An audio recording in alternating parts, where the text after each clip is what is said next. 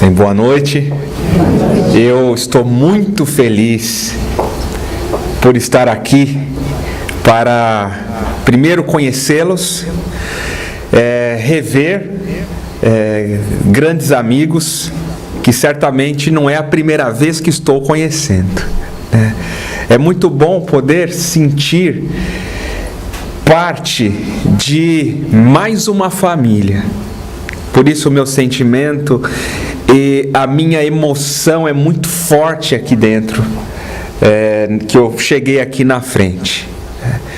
Eu agradeço a Sônia, agradeço a todo o grupo pela oportunidade de estar aqui com vocês, aprendendo a reforçar a vivência do amor, que é o meu objetivo principal, objetivo maior da minha própria vida e certamente da vida de vocês, que escolheram nascer, tivermos juntos a oportunidade de reencarnar.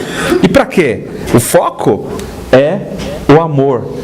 E esse amor, para que ele se desenvolva, se expanda e acenda como um sol em nossa alma, é necessário colocá-lo em ação. Porque nós somos filhos do amor. Nós todos somos filhos dessa energia, dessa fonte suprema do universo, da causa primária de todas as coisas. Nós viemos da causa primária de todas as coisas que existem no universo. Então nós somos seres extremamente importantes e trazemos em nós toda essa potência. E a maior potência que existe é a de conexão. Até os átomos se conectam. Ligação covalente entre os átomos. Entre dois átomos de cloro, por exemplo, que compartilham elétrons, já nos mostrando a lei de cooperação. As ligações iônicas, quando um hidrogênio se liga a um oxigênio e ocorre o quê? A doação de um elétron. E o outro tem humildade de receber para poder o quê? Se estabilizar. A gente entende nas forças de Van der Waals, nós entendemos as forças, todas as outras forças que nos conectam. Se isso acontece com partículas, que nós chamamos de matéria, por que não correria conosco, que somos partículas divinas, ou espíritos? Então a força do amor é ela que norteia, até mesmo a conexão entre os astros, pensando na força gravitacional. É esta força no universo que mantém, estrutura o movimento, a harmonia, e ela é que vai regular o equilíbrio e a harmonia das nossas relações. Porque nós não nos relacionamos somente com palavras, com gestos, com atitudes. Nós nos relacionamos com energia. O foco de todo relacionamento, pai e mãe, amigo com amigo, marido e mulher, relacionamento entre nós e os nossos animais em casa, nossos cachorros, nossos gatinhos, energia. Nós somos energia pura. Então esta energia, ela é conhecida como amor, e ela vai se manifestar de as mais diferentes formas, porque é força de conexão. Essa força de conexão, a gente entende que ela vai se expressar em nós pelos nossos sentimentos e nortear nossas palavras, nossa mente, nossas ações. Então, para nós começarmos o nosso estudo,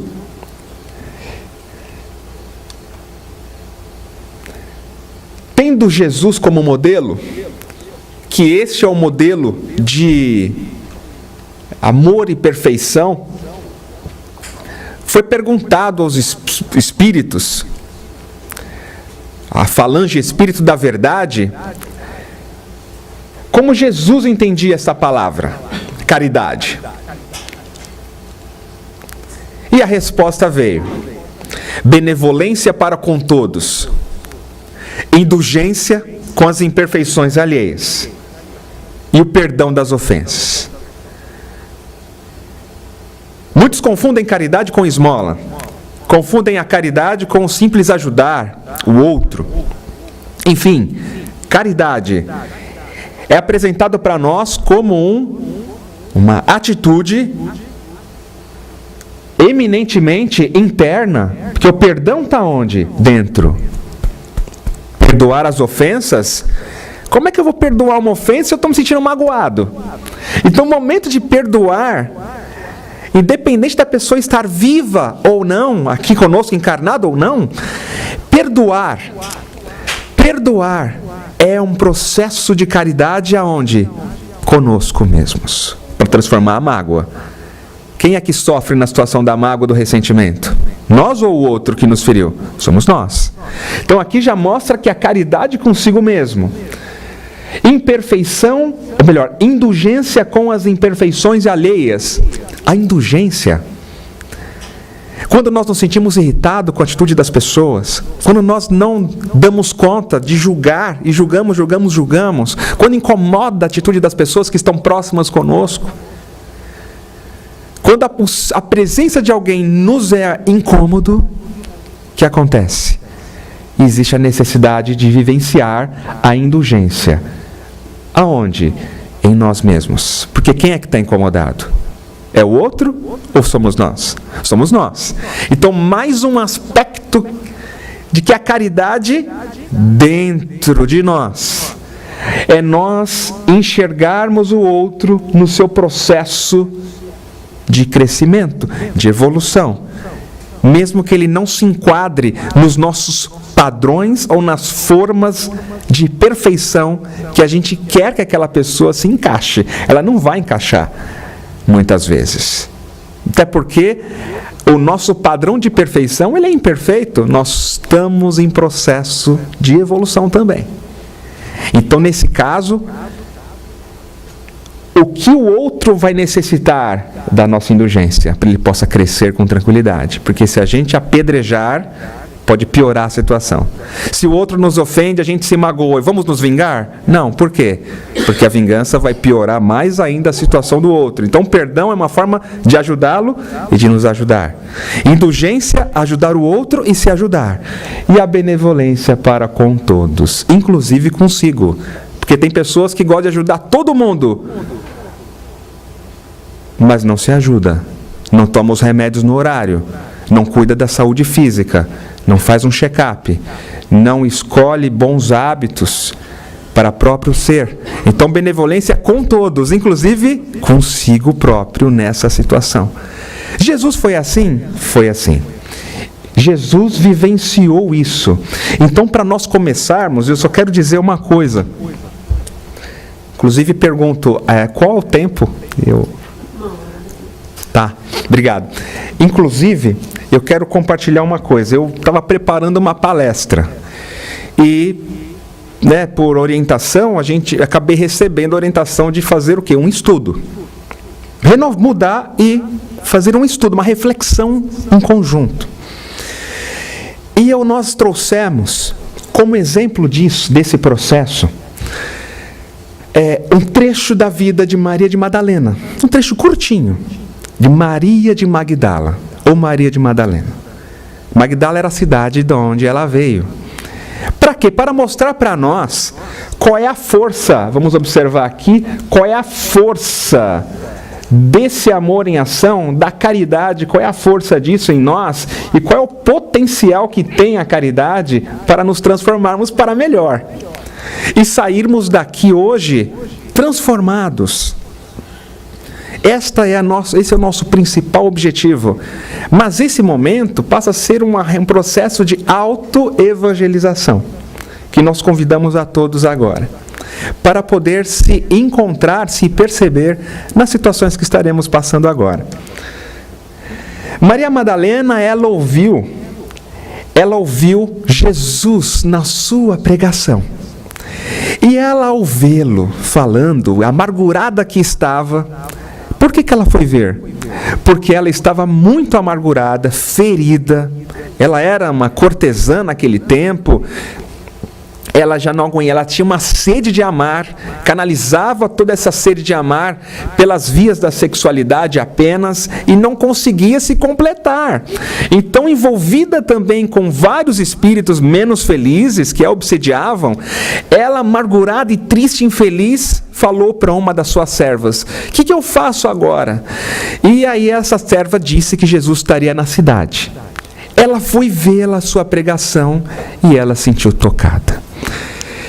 Decidiu ir até a casa de Pedro em Cafarnaum ter um diálogo com Cristo. Pegou um barco, atravessou o lago, chegou lá. Jesus se sentado na mesa, sentado ali próximo à mesa, ela o aborda nesses termos: Senhor, ouvi a vossa palavra consoladora e venho ao vosso encontro. Tendes a clarividência do céu e podes adivinhar como tenho vivido. Sou uma filha do pecado. Todos me condenam, mestre. Entretanto, observai como tenho sede do verdadeiro amor. Minha existência, mestre, como todos os prazeres, tem sido estéril e amargurada. E começou a chorar. Chorou. Jesus olhou para ela, esperou ela se recompor e ela continua: ouvi, mestre, o vosso amoroso convite ao Evangelho. Desejava ser das vossas ovelhas, mas será que Deus me aceitaria? E se põe a chorar novamente. O diálogo prossegue, como documentado por Humberto de Campos, livro Boa Nova, do Chico Xavier. Na íntegra esse diálogo está.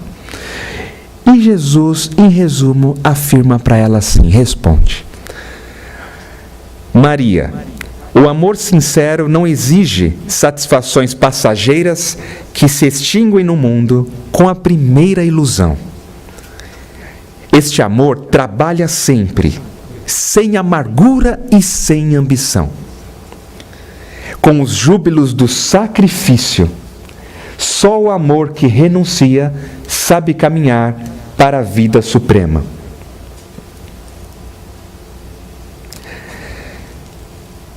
Jesus identifica que ela tinha uma sede de amar.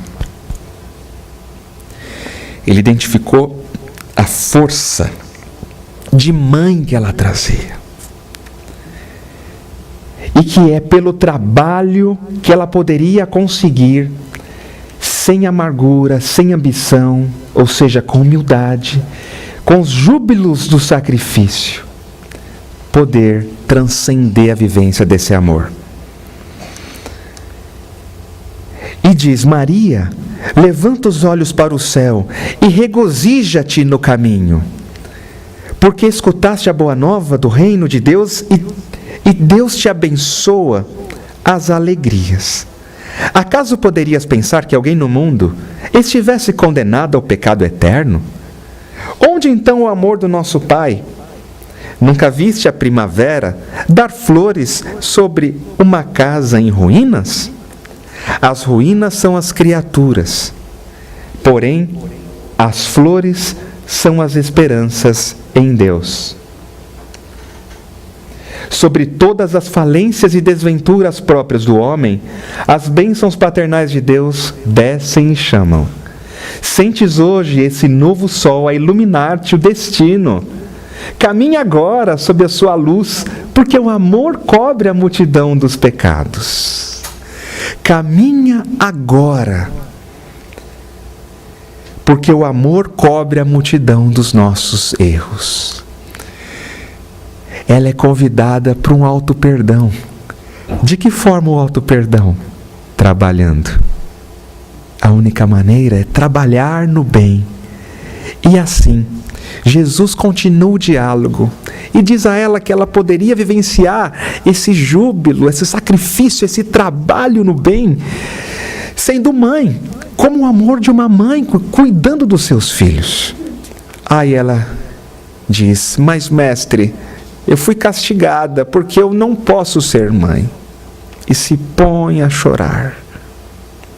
ela trazia uma enfermidade e a que inviabilizava ela ser mãe. Então Jesus diz a ela: Maria,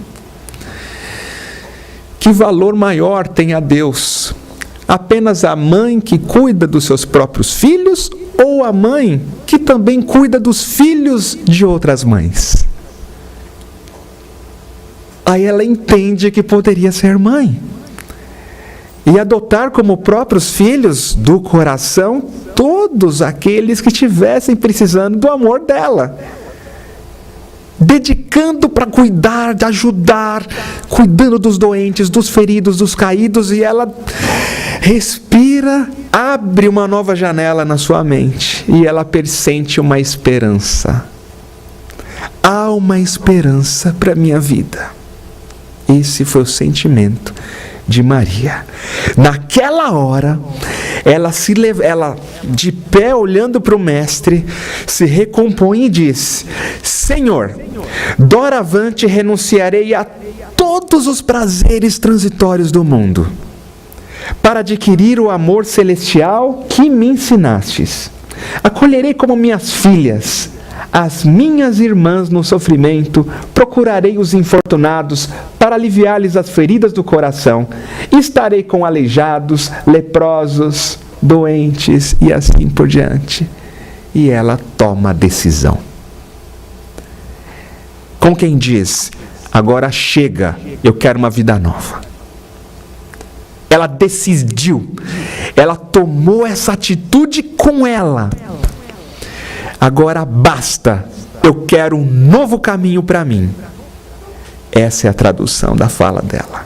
Com total força e convicção, ela transita das sensações grosseiras para vivenciar sentimentos. Vivenciar sentimentos, afeto em cuidar dos doentes. E então, o que acontece com ela? A história se desenvolve. Jesus é preso, morre, aparece, e ela se esforçando aquele tempo para segurar, para não cair em tentações, digamos assim. E ela se empenha, se esforça e consegue renunciar. E então Jesus desencarna. Para quem Jesus aparece primeiro? Para ela. Quem foi a única pessoa que deu condição vibratória para Jesus se aparecer naquele momento, após a morte, a crucificação? Foi ela. E ela foi correndo dar notícia aos apóstolos. Eles se lembraram de que ele ressuscitaria. Aí sim, a vibração deles melhorou. Jesus apareceu para os apóstolos, mas primeiro foi Madalena. Ela havia feito um esforço profundo, e para quem quer ler sobre isso, no livro Caminho, Verdade e Vida, do Emmanuel, ele fala sobre essa parte de Maria Madalena, porque Jesus encontra ela primeiro. Em Emmanuel, é linda essa passagem. E então, passa os anos, os apóstolos começam as pregações e sai fora, Pedro, Tiago, e ela se vê sozinha.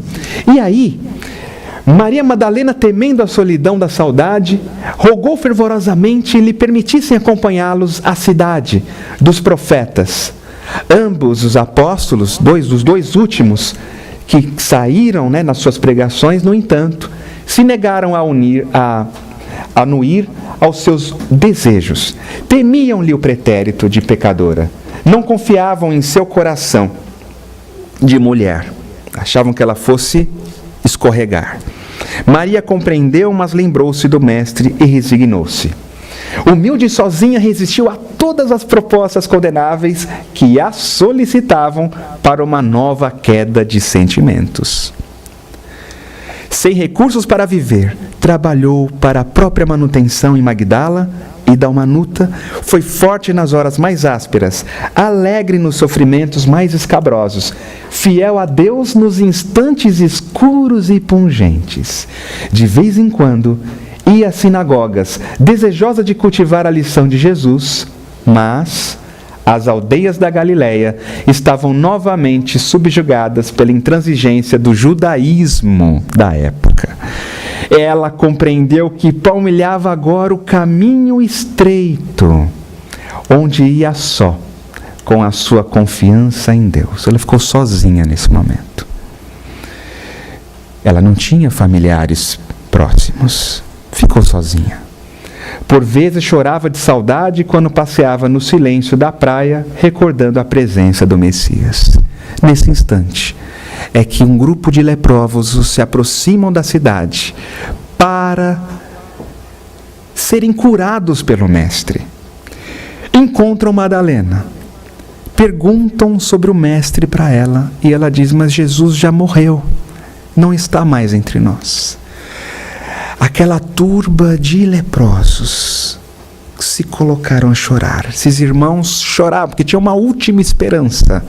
E ela traz eles na própria casa, cuida das feridas, fala de Jesus para eles, devolve esperança. E depois os irmãos começaram a ir na casa dela direto para ouvir sobre Jesus.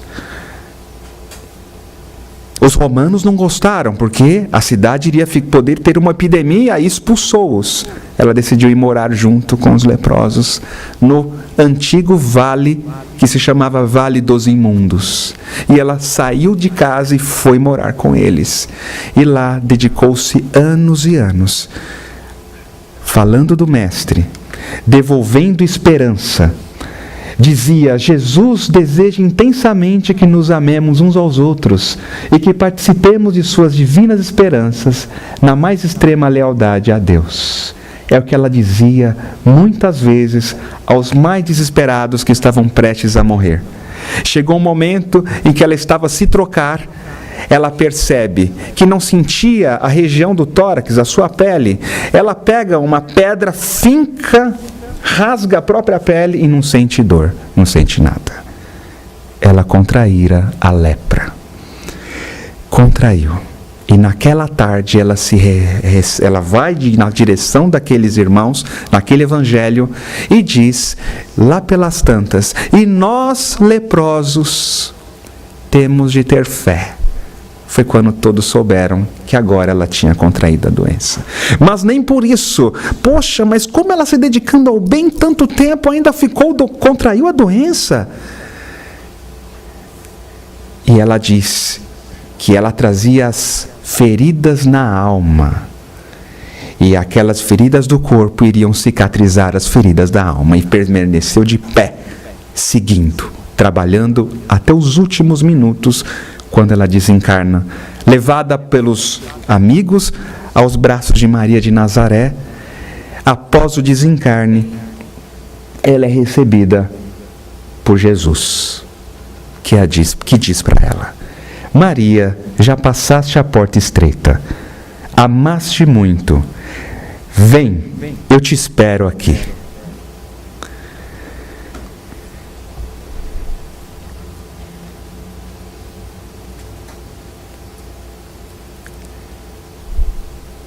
Isso que estamos sentindo agora, essa energia da equipe e quiçá da presença energética projetada por Maria de Magdala, que essa energia possa nos motivar para seguir um caminho transformador. É possível, meus amigos, é possível para nós também fazer a virada, porque ela não era como os apóstolos, não tinha, ela era um espírito comum como todos nós, gente da gente, e ela conseguiu. O que ela precisou fazer? Dedicar-se ao amor, num trabalho que iria transformá-la para melhor. Foi isso. Isso é simples? É simples. Talvez a dificuldade seja identificar o como e mantermos-nos firmes para não cair nas tentações do caminho. E ela conseguiu se manter firme. Aí onde moram as nossas dificuldades. Só que a fé, a oportunidade de estar na presença do Cristo, como estamos agora nesse momento, é uma forma de nos fortalecer. Semana por semana, de nós podemos vivenciar essa lei do amor, sentindo-a em 1 hora de uma palestra, no momento de um passe, e isso ser combustível para os outros 6 dias da semana, a gente poder fazer essa transição. Os sentimentos são os instintos elevados à altura do progresso realizado. Essa é uma transição importante. Instinto nós vamos ter. Chegou a hora de, além do instinto, vivenciar sentimentos. Não só a razão, mas também aqui o afeto, o carinho, dar o abraço, olhar mais nos olhos das pessoas, cultivar afetos, ter interesse afetivo pelaquela pessoa que eventualmente causou mal para nós. Enfim, a caridade é uma necessidade tua e é uma necessidade minha. Sem a caridade, não há como nós nos salvarmos de nós mesmos. Por isso que o lema do Espiritismo é que fora da caridade não há salvação. E quem é que precisa se salvar? Eu. Eu não estou aqui, nesse momento, porque eu sou espírito evoluído. Eu estou aqui porque eu preciso me curar. E se eu não vir aqui à frente falar de Jesus, falar de lições que eu estou precisando aprender, eu não vou ter como reforçar e transformar a minha maneira de ser. Assim nós, quando vamos lidar com um doente ou com alguém, uma família que está com necessidades, nós irmos ao encontro dessas famílias para quê? Para nós nos curarmos, para nós renovarmos nossos sentimentos, desenvolver fé, coragem, confiança, alegria, amor, compaixão e todas as virtudes ensinadas pelo Cristo. Para quê? Para ser feliz. Não dá para ser feliz sem amar. É impossível ser feliz sem vivenciar o amor, porque o amor é lei que traz equilíbrio para o espírito que somos. O espírito só vive quando ama. O amor é que dá vida para nós. Não é amor que cura as doenças, não é amor que previne a saúde, as doenças em si. É o amor. O amor dá vida para o espírito. Senão ele está vivo, encarnado, porém sem amor, é como um morto-vivo. A tristeza constante é ferrugem na engrenagem da alma. Tristeza constante é ferrugem nas engrenagens da alma. Não consegue entrar em movimento. Então, atitudes de amor, dedicar-se ao bem, ao próximo, é como colocar óleo nas engrenagens e a coisa vai indo. Ela tinha motivos para sofrer, Maria Madalena. Ela passou maus bocados na mão de muitos homens. Ela teve uma infância complicada. Ela teve várias situações que ela poderia usar como desculpa para cair, permanecer no chão.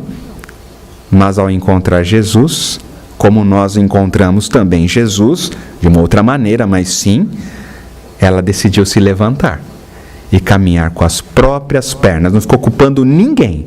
Não ficou dando desculpa para não ser feliz. Ela falou, não, eu assumo minha responsabilidade, eu vou para cima, eu vou fazer.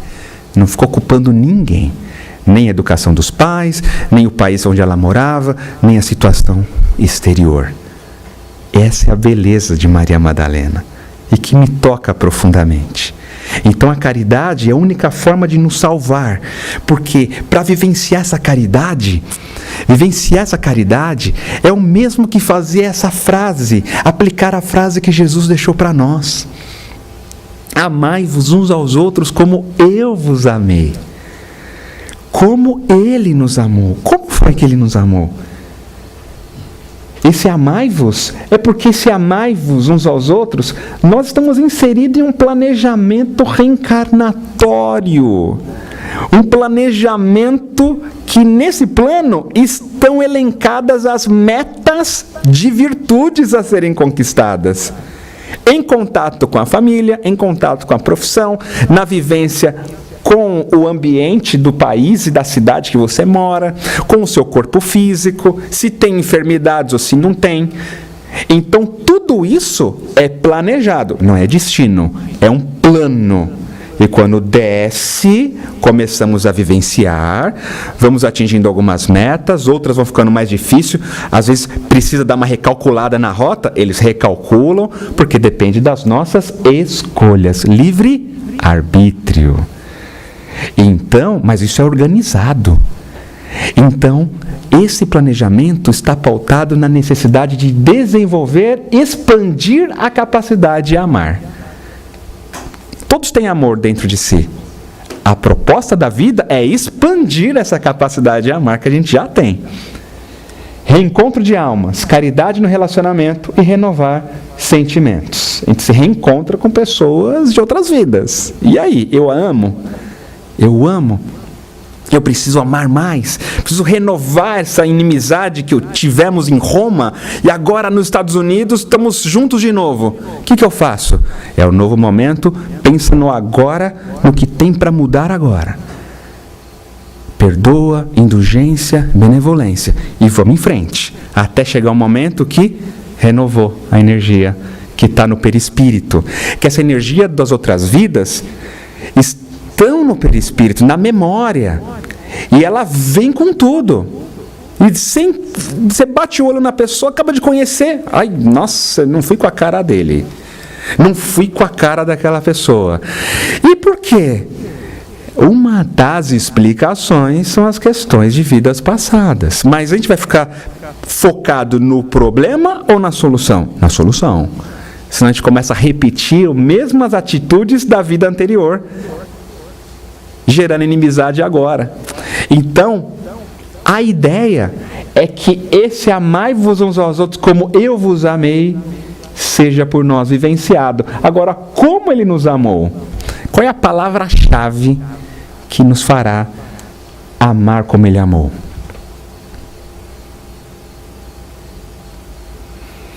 Ou então nos perguntemos, o que me impede de amar meu próximo?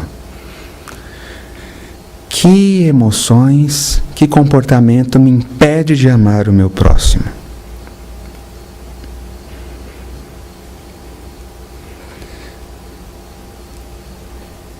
Existe uma palavra que responde. O orgulho. O orgulho e o egoísmo impede da gente amar. Já aconteceu com você de você ter vontade de dizer eu te amo para aquela... Vou dar um exemplo. Muito comum com os jovens, que foi falado aqui, né? E é muito importante esse trabalho com os jovens que vocês estão fazendo. Assim, sentir vergonha às vezes de falar eu te amo para alguém, ou de abraçar, ou vergonha de pedir desculpa, ou então de, sabe, que vergonha é essa? Ou que... isso é orgulho, ou um aspecto do egoísmo. Então, se a gente for pensar, analisando a todas as pessoas que convivem conosco, se nós fizermos um estudo minucioso, nós vamos perceber que o que nos impede de amar são as ilusões do orgulho ou do egoísmo. Por quê? Porque se não fosse isso, nós amaríamos naturalmente. Porque o amor é luz, nós somos luz. O natural é amar. Agora a gente bloqueia, a luz não sai. E qual é o bloqueio? Egoísmo, orgulho, está pensando só em si, deixando os outros de lado. Então surgem esses bloqueios, mas o natural é amar. O natural para o sol é o quê? É brilhar, é iluminar. Agora imagine colocar um tampão ali e a luz não sai. Luz do sol. Então, é essa a ideia. Nós somos luzes. Não é à toa que Jesus falou: brilhe vossa luz. Vós sois a luz do mundo. Ele disse isso. Então a proposta é a gente vivenciar a humildade. A humildade. Ter uma atitude mental e de sentimento de humildade. Essa atitude de humildade é que fez Jesus amar de uma forma que é extraordinário, porque ele era humilde. Por isso ele não se magoava, por isso ele não ficava com cara fechada em relação às pessoas. Ele tinha humildade para reconhecer as situações menos felizes que estavam ali no momento, não exigia do outro mais que o outro era capaz de fazer, não se comparava, não sentia inveja se comparando com outros de melhor ou pior. Então ele caminhava nas trilhas da humildade. Vamos falar um pouco sobre isso, porque bem-aventurados os pobres de espírito, pois deles é o reino dos céus. Ela é a chave para nós desenvolvermos virtudes, como a fé, como a esperança, como o amor. Humildade é a chave. Porque deles é o reino dos céus. Esse reino de virtudes, de sentimentos, a felicidade está aqui. Tenhamos humildade, agora tudo vai se desenvolver, tudo consegue fluir. Vamos então observar que aspectos do orgulho ou do egoísmo, ou seja, os estados de arrogância, como é que eles se manifestam e como é que Jesus solucionou. Tá? Nós vamos ver 4 pilares do orgulho, como ele se manifesta na gente. Assim como Maria Madalena fez. Ela identificou as questões dela. E aí Jesus apresentou a solução. Nós vamos ver 4 pilares e como Jesus atuou nesses pilares para a gente fazer conosco juntos. Olha o que aconteceu. Então, um aspecto do orgulho, do egoísmo. Os apóstolos, após a última ceia, após Jesus partir o pão, foi uma alegria só, tal, Jesus falou que iria partir. E quando ele partisse, o reino de Deus iria se estabelecer ao longo do tempo. E os apóstolos não entenderam muito bem, começaram a discutir entre si. E começaram a falar, quando o reino de Deus estabelecer, eu serei o maior de todos. Jesus vai ter desencarnado, mas quem vai estar na frente sou eu. Aí Pedro falava, não, eu serei o maior. Tiago, Barnabé, começaram uma discussão acalorosa e começaram a brigar de fato. Jesus estava lá no cantinho da sala conversando com João Evangelista. João era jovem, segundo as obras do Chico e do Divaldo, o João era um jovem de 18, 19 anos, era o mais jovem de todos. E então começou a manifestar uma energia escura no ambiente, vamos dizer assim, comparando, dos próprios apóstolos. Após um banquete com Jesus, da última ceia, começou um estado orgulhoso do ser, que era o primeiro aqui, competição, que abre porta para nossas atitudes de disputa, comparação e gera os estados de inveja e etc. Então aqui a competição. Começaram a discutir entre si. Jesus se veste à moda dos escravos, vestindo ali uma túnica branca, pega uma água perfumada, todo mundo se espantou na mesa, todo mundo ficou olhando Jesus, nossa, ele está doido, se vestindo igual os escravos. Aí ele vem com uma bacia perfumada, ajoelha-se e começa a lavar os pés dos apóstolos. Foi um silêncio. Lavou o pé de um, do outro. Ao chegar nos pés de Pedro tira os pés. Mestre, não vou permitir que o senhor lave meus pés. E ele lançou um olhar reprovando os amigos, os companheiros. Não vou permitir. Tipo, os outros se permitiram, mas eu não vou permitir não. E não permitiu. Aí Jesus falou, Pedro, não queira ser maior que os seus irmãos de apostolado. Não queira, mas permita que eu lave os teus pés, para que tu faças parte comigo. Aí Pedro refletiu, eu não vou querer ficar, eu quero fazer parte com o mestre. Aí ele perguntou, então mestre, não me lave só os pés, mas me lave o corpo inteiro, mestre. Ele queria fazer parte mesmo, né? E Pedro inocente, falando assim, aí Jesus falou para ele, Pedro, O que está limpo não precisa ser lavado, mas somente os seus pés nesse momento. Mostrando para ele que ele tinha os bons pensamentos. Era o caminho que precisava ser limpo. As emoções, o roteiro, essa bem-aventurança da humildade. Era essa a questão. E então, ao terminar de lavar os pés, ele diz: ora, se eu, Senhor e Mestre, vos lavei os pés, vós deveis também lavar os pés uns aos outros. Porque eu vos dei o exemplo, para que, como eu vos fiz, façais vós também. Na verdade vos digo que não é o servo maior do que o seu senhor, e nem o enviado maior do que aquele que o enviou. Se sabeis estas coisas, bem-aventurados sois, se as fizerdes. Foi um silêncio. Eles entenderam que a grandeza maior entre os seus companheiros apóstolos era o quê? Servir. Lavar os pés, ou seja, lavar com a sua água, com as suas virtudes, aquela questão emocional complicada do companheiro que está impedindo o caminhar dele.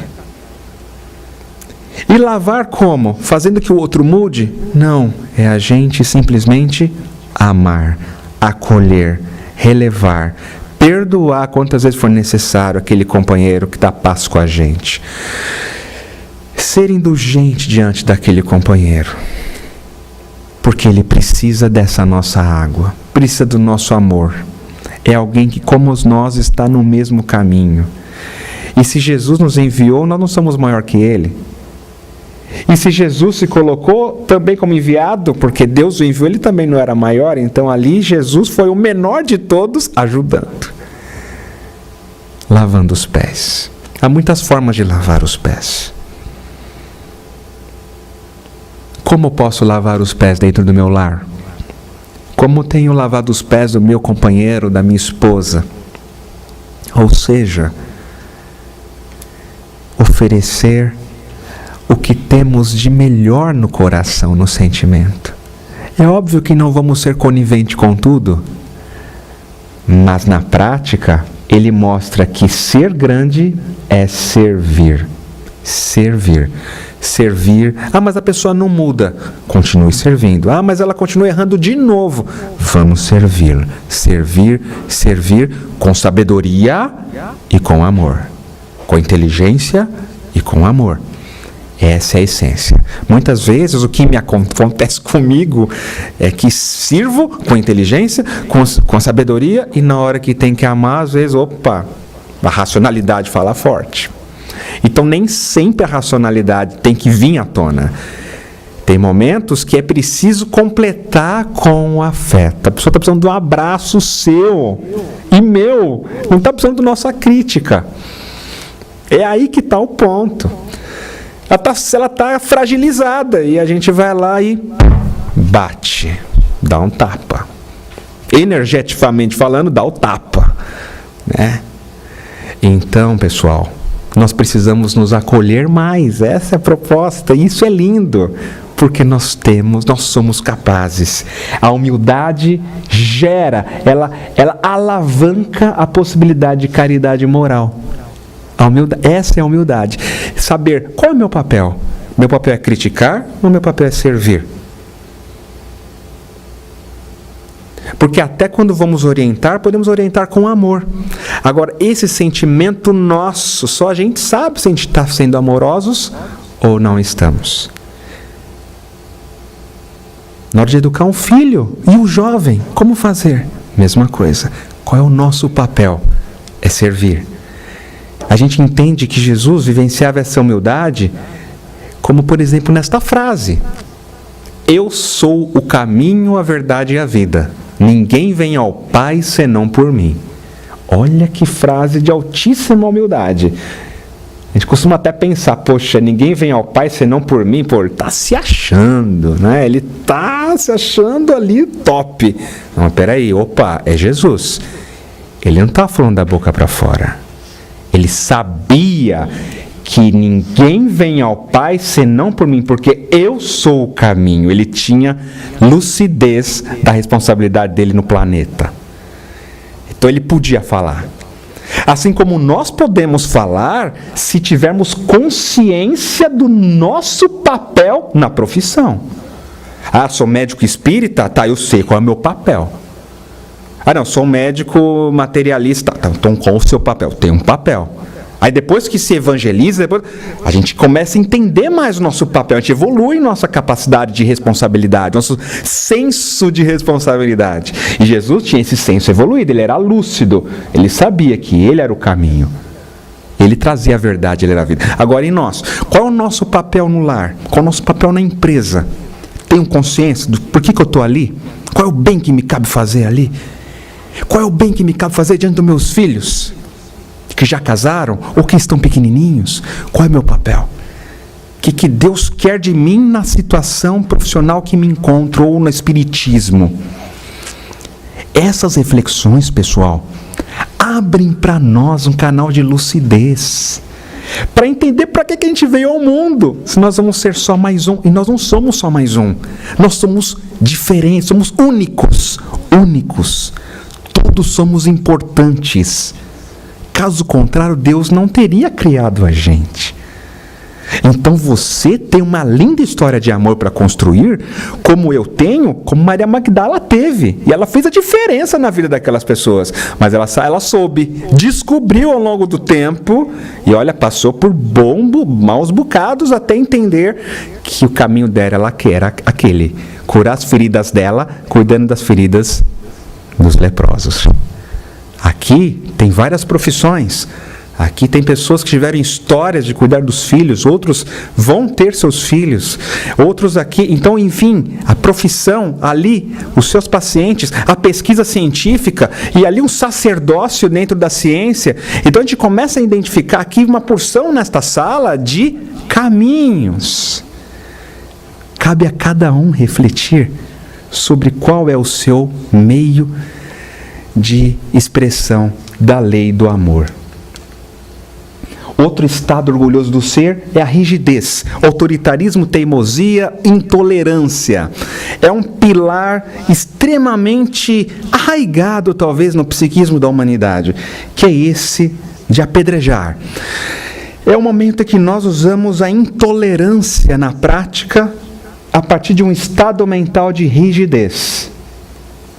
E então, um exemplo disso foi aquela mulher que havia sido pega em adultério. Os fariseus pegaram ela, levaram até o Cristo para tentar pegar ele também, tentar prendê-lo de alguma forma. E eles jogaram ela no chão e perguntaram: mestre, essa mulher foi pega em adultério. A lei nos diz apedrejá-la até a morte. O que o Senhor nos diz? Pegaram as pedras prontos para atirar. Jesus fica em silêncio, sentado no chão, começa a escrever na areia, naquele tempo, as dificuldades que cada um trazia. E os homens insistiram tanto que Jesus se levanta e diz: aquele dentre vós, quem estiver sem pecado, atire-lhe a primeira pedra.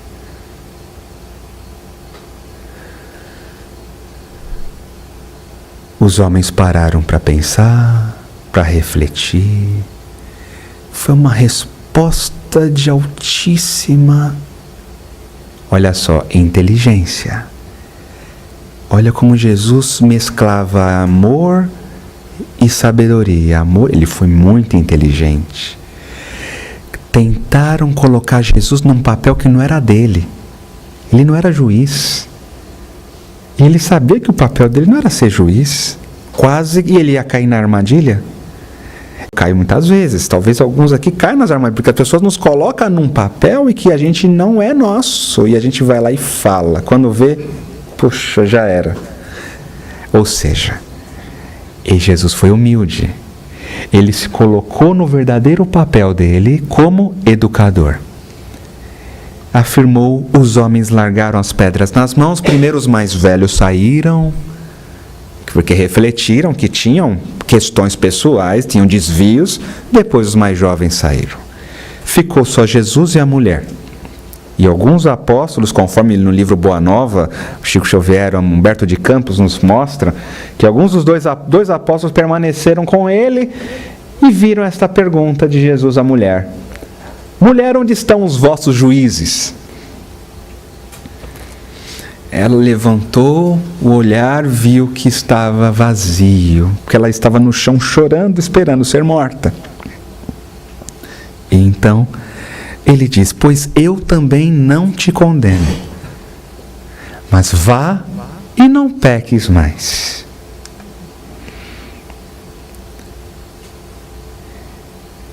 Esta cena é muito significativa para mim. Compartilhando aqui, porque estamos numa casa espírita, nós estamos aqui, estamos no mesmo barco. É muito forte para mim essa cena. Jesus estende a mão para ela, assim como estende as mãos para mim e para vocês.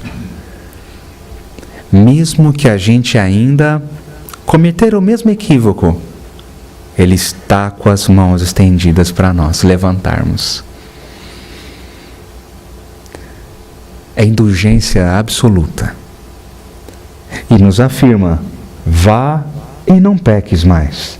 Vá, recalcula a rota, observe os seus sentimentos. Qual é o seu ponto fraco?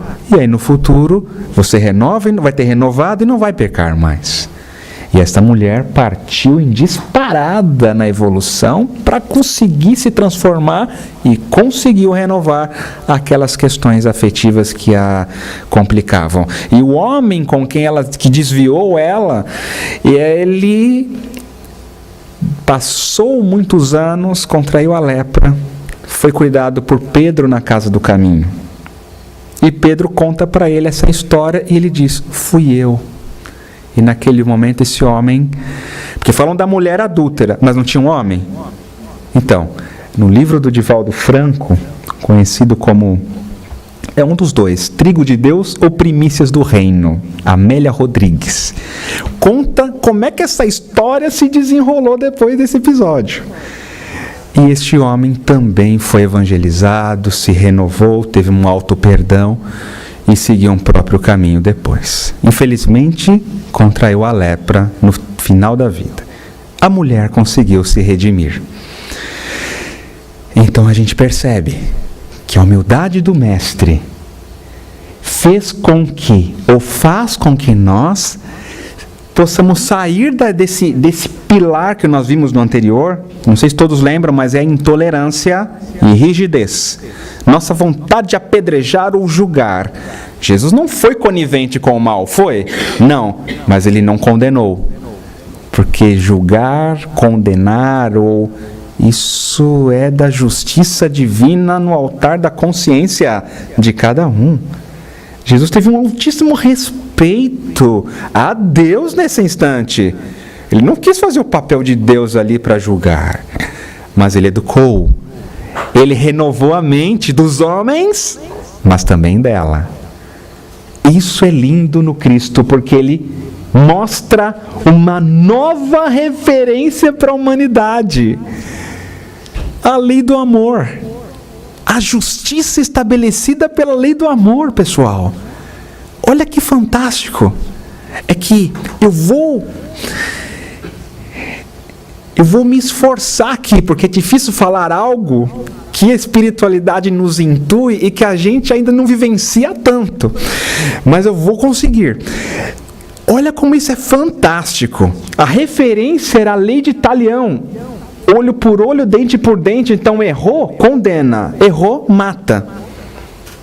E a pessoa não teria a chance de se redimir, nem de aprender uma nova forma. Jesus mostra um outro aspecto, a lei do amor, uma nova referência para dar condição da pessoa se transformar. Assim como para as pessoas, assim também para mim. Para nós. É a lei do amor que dá condições para as pessoas mudarem. A lei de Talião, olho por olho, dente por dente, não transforma com tamanha eficácia como é a lei do amor. Então o futuro da justiça é vivenciar a lei do amor, mas dar condições para que aquele irmão seja um malfeitor, ou seja um bandido, seja um irmão que está na ignorância, poder se transformar. Se transformar. E isso, pessoal, nos planos menores, ou seja, nas nossas vivências, é transformador. Nós podermos colocar a referência de ao menos não mais apedrejar ninguém. Estaremos fazendo um bem muito grande para nós. Só de não apedrejar mais com palavras, com pensamentos. Como é que a gente lida com a situação do nosso atual presidente, nosso atual, que é um irmão, é um filho de Deus? Quantas pedras são jogadas vibratoriamente para esse irmão? No Brasil também. Vibrações do pensamento atingem as pessoas. A espiritualidade faz um esforço hercúleo para envolver e proteger as pessoas públicas, que nós mentalmente projetamos pensamentos, pedras mentais. E a atitude do mestre? O mestre está apedrejando, ele que está no comando do barco. A doutora Marlene Nobre falava uma frase que eu adorava: vamos, que Jesus está no leme. Se a gente confia que Jesus está no leme, a gente não apedreja ninguém. Não tem como, porque a gente confia que Ele está no leme e me cabe fazer o meu papel. Porque a gente projeta, não faz o nosso papel e projeta no outro que o outro não está fazendo e etc. É sutil, pessoal, isso é muito sutil. Então, na prática, a gente migra para esse outro estado, terceiro pilar do orgulho, que é a prepotência, megalomania, presunção, e que vai acabar culminando nas atitudes de vaidade, de envaidecimento. É aquele onde nós nos enxergamos numa altura, num grau de importância maior comparado aos outros, e aí no ponto de vista de ilusão. De forma simbólica, a autoimagem distorcida de nós mesmos. E é momento de tirar a máscara. E a cura disso é tirar nossas máscaras. Porque a gente se sente especial, ou porque é muito inteligente, ou porque tem muitos títulos acadêmicos, ou porque a gente é médium e vê espírito, incorpora, ou porque a gente já esteve e vê...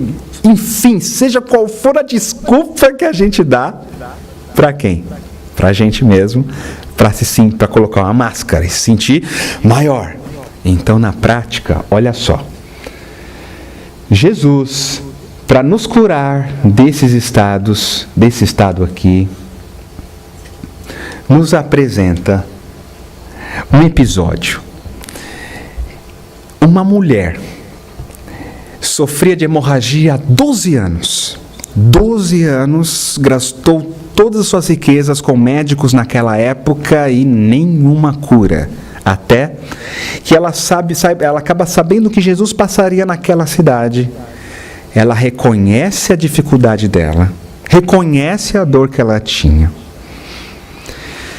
e decide: se eu tocar nas vestes de Jesus, eu serei curado. Eu tenho certeza. Mas se eu sem curar, porque Ele cura todo mundo, por que não me curaria? Então, mesmo que Ele não me veja, eu vou lá. Se arrumou com dor, com aquele sangramento. Se formos pensar, talvez seria uma endometriose, não sei, mas a gente não sabe, né? Mas ela tinha 12 anos aquele problema, aquela dor e o sangramento doloroso.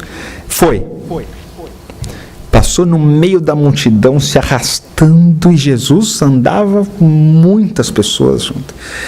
Ela não consegue alcançar Jesus, mas ela chega perto. Naquilo que ela chega perto e toca, a mente dela está tão fixa naquilo.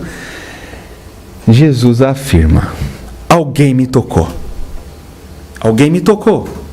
Então Pedro diz: mas mestre, a multidão nos aperta aqui, como o senhor ainda afirma que alguém lhe tocou, mestre? Não estou entendendo. Pedro, alguém me tocou porque de mim saiu uma virtude, saiu uma energia. Aquela multidão falando, ouvindo tal, aquele barulho, aí eles olham para o lado, a energia dela se modificou. Desse estado para esse estado. Jesus olha para ela, ela se apresenta, sentindo-se até culpada. Mestre, fui eu. Eu sofria de hemorragia. Gastei todas as minhas riquezas com médicos sem cura nenhuma, mas eu sabia que eu poderia ser curada. Mulher, a tua fé te salvou. A tua fé te salvou. Levantou-a, recebe um abraço do mestre e ela segue.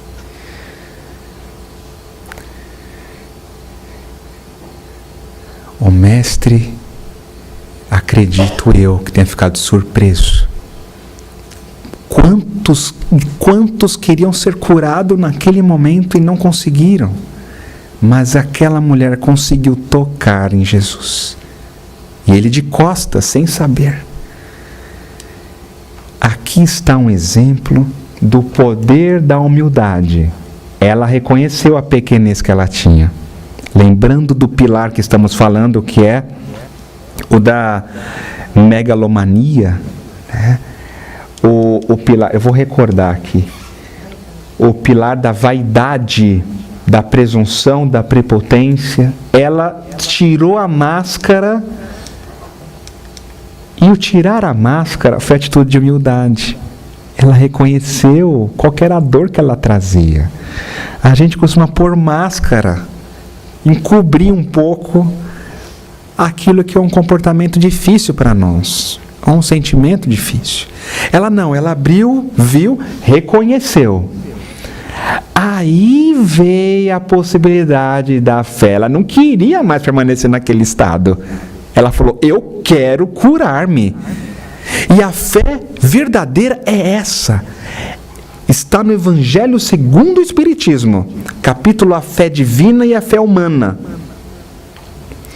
A fé é a vontade de querer e a certeza de que esta vontade pode realizar-se a si mesma. Então ela teve vontade de quê? De querer curar-se. Ela queria curar. Quem de nós não queremos estar curados quando está doente? E na verdade é isso, ela quis, mas ela não teve um desejo: eu quero ser curado. Não, eu quero ser curado, eu quero. E aí eu tenho certeza de que se eu tocar nas vestes dele, eu vou conseguir. Eu quero. Mas era um querer, pessoal, tão forte, que ela falou: eu vou. Aí veio a atitude. Terceira etapa. A fé só é fé completa quando tem a obra. Por isso, fé e obras. Quando a fé nos mobiliza, nós mobilizamos nossa fé a ponto de pegar e levantar da cadeira e tomar atitude, aí não tem jeito. Cria uma energia magnética que ocorre a cura. Por isso Jesus falava: tua fé te curou. Não era ele quem curava. Era o querer de cada um, no sentido de querer o melhor para si. É auto-amor. E era tão forte nela, e que é possível para nós também. Nós temos essa mesma força. Nem sempre nós usamos, e nem sempre colocamos essa atitude, porque muitas vezes tem que sair, tem que sacrificar. Tem que sair do comodismo para ir ao encontro do Cristo. Simbolicamente, trazendo para nós, é sair do comodismo das nossas casas para vir até aqui toda semana e fazer um trabalho maravilhoso. É sair do comodismo das próprias vivências emocionais para chegar ao encontro daquele chefe na empresa e perdoar e dar o abraço. Parar de falar mal e dar o abraço. Sabe, a gente começa a perceber que isso aqui simbolicamente abre para nós um campo vasto de atitudes semelhantes à dela. No caso dela foi hemorragia. E no nosso caso é o quê? Que tipo de doença a gente está trazendo e gostaria de ser curado? Eu quero me curar da maledicência. Não, eu quero me curar do medo, da insegurança. Eu quero ter fé sempre. Então, ou seja, é preciso querer identificar qual é a questão da nossa reforma interior que você quer mudar, que queremos curarmos-nos. E quando eu falo curarmos-nos, no sentido do nosso perispírito, que é renovar nossas energias do perispírito. Isso é que ela fez. E nós podemos fazer também. E Maria de Magdala, ela fez o quê? Ela quis. Ela teve fé. Fé em quem? Fé nela. E ela, essa mulher, que a gente nem sabe o nome, ela teve fé nela também. E essa fé gerou a atitude e a transformação. A fé move montanhas. E move. E não só move, quanto ela cura também. O último estado orgulhoso do ser é esse aqui. Opa, não está escrito aqui. Imprudência, perfeccionismo, ansiedade e poder. Nesse estado, aqui nós vamos ver a questão do poder. E Jesus, diante de Paulo, o apóstolo, Paulo tinha esse estado orgulhoso profundo. Ele iniciou essa perseguição aos cristãos. Ele foi um dos iniciantes.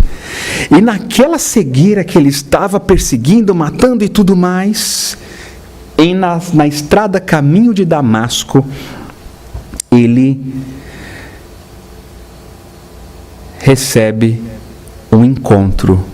Ele é surpreendido, na verdade, com Cristo, com a sua luz, cai do cavalo e ouve a pergunta: Saulo, Saulo, por que me persegues? E ele, naquele momento, vê um homem com cabelo nazarena, túnica branca e radiante, e ele de joelhos, cai de joelhos espiritualmente. Pergunta: quem és tu, Senhor? Eu sou Jesus. Ele começa a chorar copiosamente, chorando, passa o filme inteiro da vida dele sobre tudo e percebe o equívoco, percebe o desvio, percebe que ali a própria Abigail tinha sido morta, a noiva dele, era tudo verdade. Os cristãos, Jesus era uma verdade. E, enfim, Jesus ainda afirma: não recalcitre contra os aguilhões. Ou seja, dê o braço a torcer, Paulo, agora. Faz tempo que eu estou te avisando, mas dê o braço a torcer agora. Porque Saulo já estava, ele não estava querendo admitir, mas ele já estava convencido que tinha algo diferente nessa ideia do cristianismo. Como muitos de nossos irmãos sentirão aqui em nosso país, que tem algo diferente com o espiritismo. Muitos não aceitam, mas o mestre está atuante para a conversão mental de muitos de nós. E aí Paulo se recompõe e fala: Senhor, que queres que eu faça? Ele parou não se lamentou, não deu desculpa para nada, pegou, assumiu a responsabilidade e falou: Senhor, que queres que eu faça? Porque eu faço, porque eu sou capaz, eu vou te servir. Mas ali, na hora, naquele momento, Jesus pede para ele entrar na cidade e a história se desenvolve. No livro Paulo e Estevão, é fantástico esse livro por causa da transformação que ele fez. Nós estamos no mesmo processo. Então, o poder para Saulo, a humildade passou a ser uma prioridade. O jugo ficou suave, o fardo ficou leve. Ele passa a entender agora o poder do amor em ação. ele passou a ter o foco de vivenciar a ação desse amor, que era desconhecido para ele. A vida de Paulo, apóstolo, acredito que seja comum a todos nós, a transformação que ele fez. Ele teve toda aquela vida para conquistar a humildade dele. É aqui o que acontece conosco diante das pessoas com as quais sentimos ter poder ou somos autoritários em relação a elas. Com Pedro, Jesus também teve uma atitude. Na última ceia, ao dizer: Pedro, Pedro, antes que o galo cante, tu me negarás 3 vezes, porque o homem do mundo é mais frágil do que perverso. Jesus sabia que Pedro iria negá-lo. E Jesus diz que o homem do mundo é mais frágil do que Pedro não iria negar por ser ruim, mas por fragilidade. Pessoal, tem gente que comete atitudes conosco, não porque não gosta da gente, não porque são más, mas porque estão frágeis. E essas pessoas se sentem pertencentes ao mundo. E acaba errando, entre aspas, por fragilidade. Então a nossa possibilidade de perdoar é muito maior agora, sabendo disso. Examinando as pessoas nos nossos relacionamentos. E aí Jesus aparece para Pedro depois do desencarne. Ele aparece em espírito e pergunta por 3 vezes: Pedro, tu me amas? E Pedro responde as 3 vezes: sim, mestre, tu sabes que eu te amo. Então apacenta as minhas ovelhas. Perguntou 3 vezes, mostrando que, como ele tinha negado 3 vezes, agora só bastava ele amar, apacentar o rebanho, e estava tudo certo.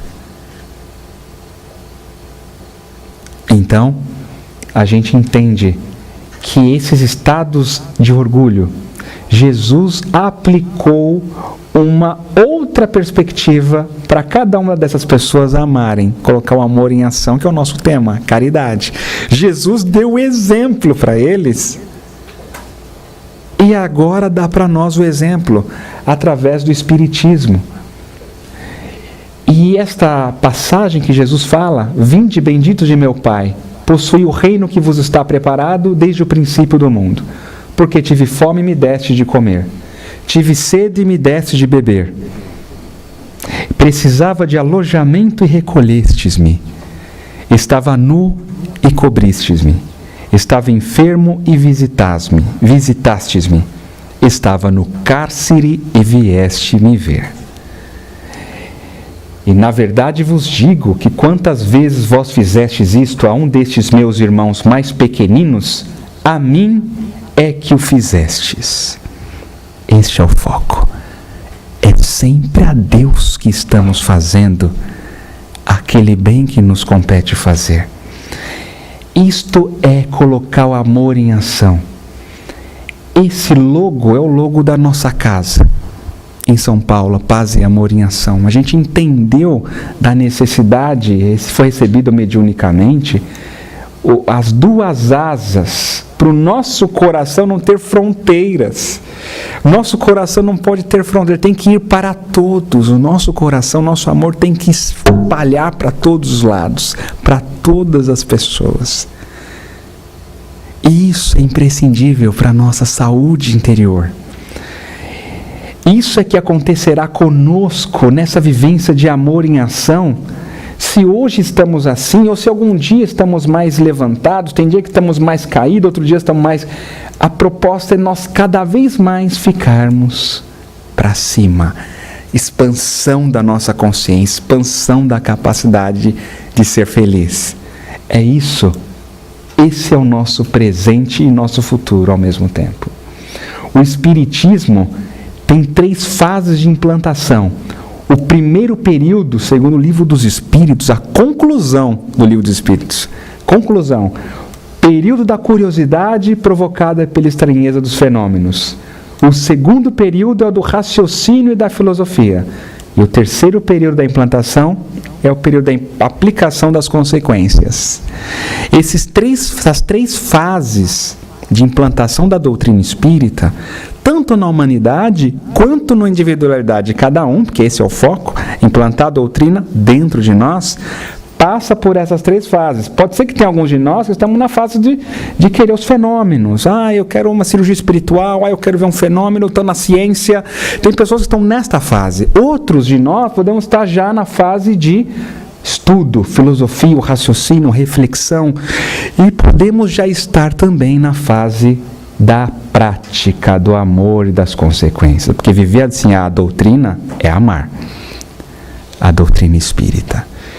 Então, a gente vai passar para a fase final, que é, conforme as obras de André Luiz, a doutrina espírita, ela é constituída pelas obras de André Luiz também.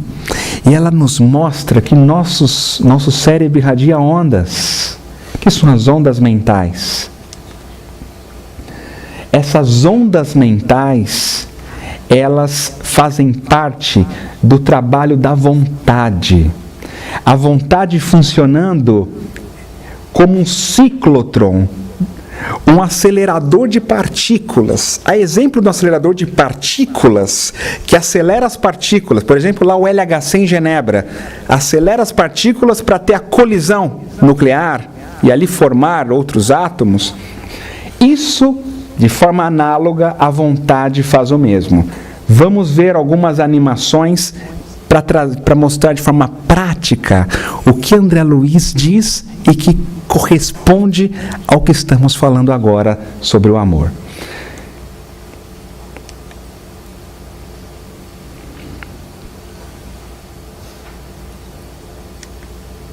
Então, assim, a vontade enfraquecida, ela capta energia do fluido universal que está à nossa volta, e isso estrutura, geram as partículas do campo mental. Para ser mais exato, o livro nos dá Mecanismos da Mediunidade de André Luiz. Emissão de ondas mentais sustenta a nossa individualidade. Em seguida, quando nós trazemos os ensinamentos de Jesus, como fizemos hoje, e refletirmos sobre nossas atitudes em relação a Ele, ou seja, usamos a razão, olha o que acontece com a sintonia, aumenta, e a vontade passa a irradiar uma energia mais elevada. Aqui, na situação que fizemos reflexões sobre Jesus, nossa vontade foi acelerada. Essa estrutura, esse atributo do espírito que somos, acelerou a irradiação de partículas no campo mental, e as ondas mentais são liberadas de maior frequência. Essas ondas médias que nós liberamos agora, elas são liberadas, olha só, em estados menos comuns da mente, quais sejam os de atenção ou tensão pacífica, em virtude de reflexão ou oração natural. O campo dos pensamentos exprimir-se-á em ondas de comprimento médio ou de aquisição de experiência, por parte da alma correspondendo à produção de luz interior. Então, nesse momento que a gente para estudar, refletir em nós, sobre nós mesmos, ou estado de oração natural, irradiamos ondas médias. Exemplo foi quando Jesus falou: vós sois a luz do mundo. A oração do Pai Nosso, vigiai e orai. Quando esses homens não apedrejaram a mulher, que episódio que estudamos, em radiação de ondas médias também. Ele fez os homens refletir. Toda vez que a gente para refletir sobre nossas atitudes, junto com o Evangelho do Jesus, leis morais, potencializa a nossa energia mental. E o terceiro estágio é esse, que é quando a nossa vontade é ativada de maior energia, maior potência, que são os casos de atitudes com caridade e amor. Aqui, pessoal, não há obsessor que consiga ficar perto da gente. A nossa energia sobe tanto que eles, até como nossos irmãos, acabam sendo tratados por nós, entre aspas, e facilitamos muito o trabalho do plano espiritual para encaminhá-los. Por isso que a gente vê que espíritos superiores, quando reencarnam, só fazem caridade. Só faz caridade. A caridade é a autoproteção espiritual que a gente pode ter. Então, pessoal, é isso que acontece com a vontade. Essas energias escuras do campo mental, essa energia é um desenho mediúnico. As energias são destruídas. É a lei de destruição, né? Olha lá. Perdão. O perdão é essa transformação, é a renovação energética do que a gente guardou referente àquela pessoa que nos ofendeu. Então, quando a gente tem uma atitude de perdão, de caridade em relação a ela, quebra os nódulos escuros de ódio, raiva, que ficaram guardados. Isso é liberado, transmutado. O que desceria na forma de um câncer futuramente, se for uma mágoa profunda, passa a ser destruído e a pessoa acaba, eventualmente, não tendo o mesmo grau de enfermidade. Então, é aí onde se reconecta com os ensinamentos médico-espíritas. O perdão é saúde, vontade ativa. Sintonia mental aumenta e transforma nosso campo espiritual. Esse tipo de ondas curtas, esse tipo é liberado, como por exemplo nessa frase do Cristo: amai os vossos inimigos, fazei o bem aos que vos odeiam e perdoai os que vos perseguem e caluniam. Quando oramos pela pessoa que nos quer mal, quando oramos por alguém que também tenha nos ferido, quando nós temos uma atitude de bem, ajudamos alguém e essa pessoa a gente sente mágoa. A atitude poxa, André, eu vou ajudar aquela pessoa que me quer mal? Sim. Para quê? Para a gente conseguir se transformar, se curar. Então, essa vontade ativa, como nós vimos, gera o conteúdo de sentimentos. André Luiz nos mostra também. Então, os sentimentos, à medida que a gente tem atitude de caridade, os sentimentos vão sendo construídos. A esperança, ou seja, a confiança no porvir, vai crescendo, vai fortalecendo. A alegria, mesma coisa. Tá? Agora, isso quando é estudado, quando é refletido. Agora, quando vai para a atitude, é sustentado. Porque hora eu estou alegre, outra hora eu estou triste. Por que eu fico alegre uma hora, outra hora eu estou triste? Porque precisa sustentar essa alegria. E para sustentar tem que fazer o quê? A atitude de caridade. Mas e a esperança? Eu sinto uma esperança quando eu saio do passe, aí depois no segundo dia vai diminuindo, vai diminuindo. Então por quê? Porque precisa sustentar na prática, no dia a dia. E para sustentar no dia a dia, aí são as atitudes de Paulo de Tarso, atitudes com caridade para manter isso dentro da gente, vibrátil, né? Vibrando. A atitude como esta que a mulher teve ao tocar as vestes de Jesus, a gente supõe que também seja dessa ordem de ondas curtas que transformaram ela mesma. Oração de Francisco de Assis. Esta oração, ela é um tratado do Evangelho prático e de humildade, porque a palavra humildade não está aqui, né? Por que não está a palavra aqui? Porque ele já começa: fazei-me instrumento de vossa paz. Começa com a humildade já. A humildade abre as alas, abre o portão. Então a humildade é o caminho, meus irmãos, para nós abrirmos o portão para todos esses sentimentos nobres que nós temos possam serem vibrados no nosso cotidiano. Vou passar aqui. A fé é a substância das coisas pensadas, nos disse Francisco de Assis, no livro Francisco de Assis, escrito por Miramês. Esse é o nosso foco, pessoal. Desenvolver essas virtudes, nós somos capazes, nós fatalmente seremos felizes. Quer nós queiramos ou não, a lei do progresso atua e a gente cresce, a gente evolui. Querendo evoluir, mais fácil ainda, e nós vamos ser felizes.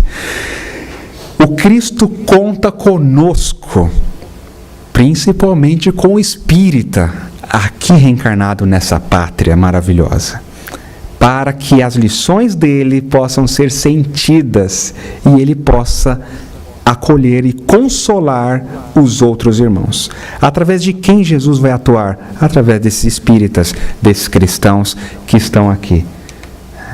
É isso que acontece. A caridade a gente passa a compreender como uma conexão com Deus, porque a gente ama e se conecta com Deus na prática. E isso é o nosso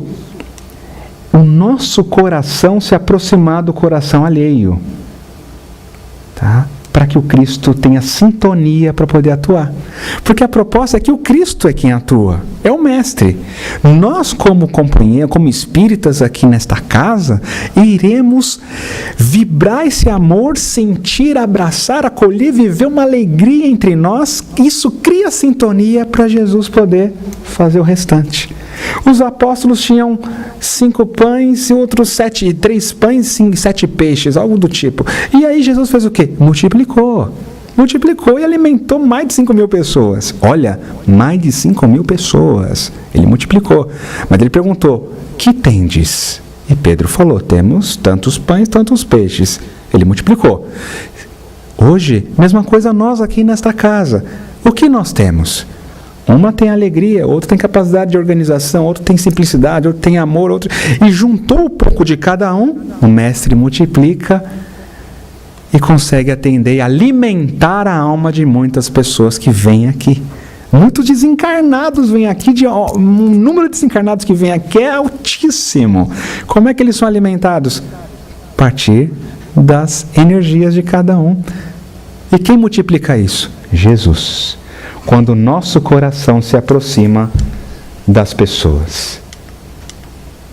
Eu, do fundo do meu coração, agradeço por esse momento e acredito que este caminho é o nosso caminho para sermos felizes. Que Deus abençoe a todos nós, que este dia, que esses próximos dias de reflexões que certamente nós teremos juntos